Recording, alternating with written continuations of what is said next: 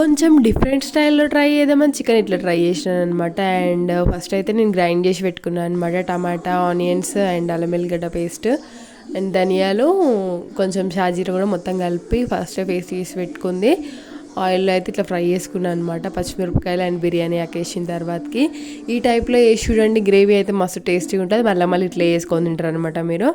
And అది మంచిగా మూత పెట్టి ఉడికించిన తర్వాతకి పచ్చివాసన పోయిన తర్వాతకి అల్లిగడ్డ అదంతా మనము అప్పుడే వేసేసినాం కాబట్టి ఓన్లీ పసుపు వేసి పసుపు ఫ్రై అయ్యేంత వరకు ఫ్రై చేసుకున్న తర్వాత కడిగి పెట్టుకున్న చికెన్ అయితే ఇందులో మిక్స్ చేసుకోవాలన్నమాట.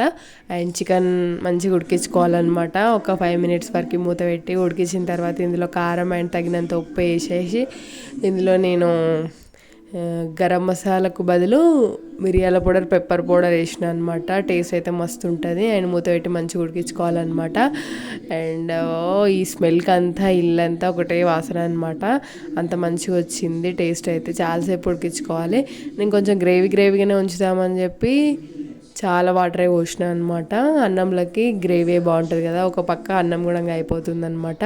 అండ్ వర్షం పడుతుంది. వేడివేడి అన్నంలో చికెన్ కర్రీ కలుపుకొని తింటే ఏమన్నా ఉంటుందా, ఎందుకంటే వర్షం కదా, చల్లగా. అందుకే చికెన్ చాలా బాగుంటుంది. మీరు కూడా ట్రై చేయండి. సబ్స్క్రైబ్. Bye bye.